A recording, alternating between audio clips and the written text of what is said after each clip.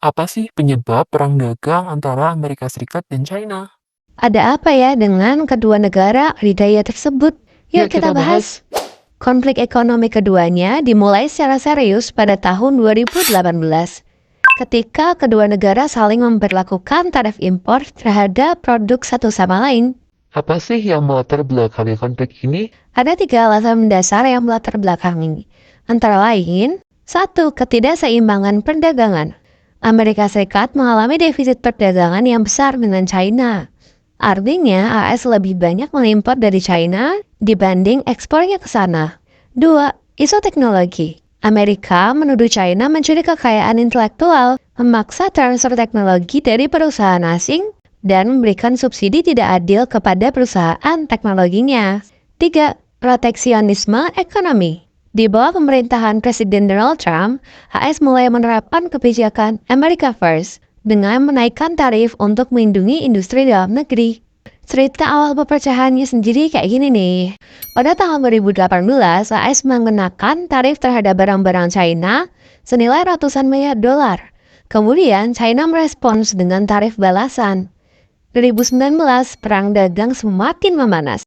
Dampaknya mulai terasa pada pasar saham global dan perekonomian dunia. Januari 2020 ditandatangani dengan Phase One Deal, di mana China setuju untuk membeli lebih banyak produk pertanian AS dan meningkatkan perlindungan kekayaan intelektual.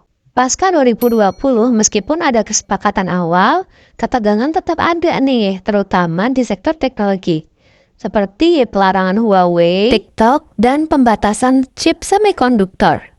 Masalah keduanya punya dampak untuk pasar global nggak sih? Jawabannya tentu saja ada. Dampak global yang terjadi antara lain gangguan rantai pasok. Banyak perusahaan global terkena dampak karena ketergantungan terhadap China dan AS. Kenaikan harga konsumen. Masalah ini menyebabkan kenaikan harga barang impor di kedua negara. Pergeseran produksi. Beberapa perusahaan memindahkan pabrik dari China ke negara lain, seperti Vietnam maupun Meksiko.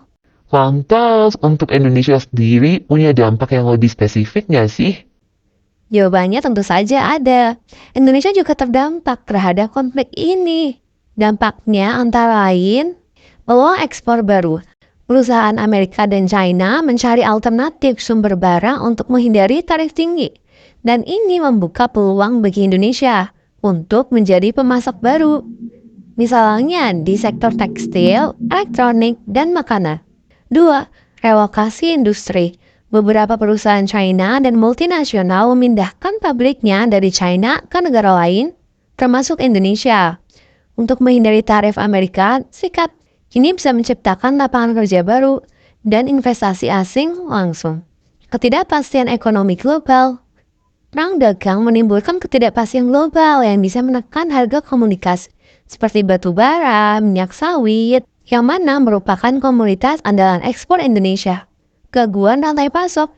Indonesia yang tergabung dalam rantai pasok global juga terdampak ketika terjadi gangguan antara dua negara tersebut. Contohnya, suku cadang dari China bisa menjadi lebih mahal atau sulit diakses.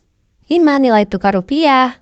Ketegangan dagang biasanya membuat investor khawatir dan memindahkan dana mereka ke aset yang lebih aman seperti dolar Amerika Serikat. Hal ini bisa memakan nilai tukar rupiah. 6. Potensi tekanan di dunia digital dan teknologi. Persaingan AS dan China di sektor teknologi, seperti Huawei versus perusahaan teknologi AS yang bisa berimbas pada kebijakan teknologi dan infrastruktur digital di Indonesia. Jadi, kesimpulannya, perang dagang ini sebenarnya bisa jadi kesempatan untuk negara lain, termasuk Indonesia. Bisa juga jadi tanda bahaya kalau negara kita nggak bisa ngambil tindakan dengan benar. Jangan lupa like, subscribe, dan nyalakan notifikasi biar nggak ketinggalan info menarik lainnya.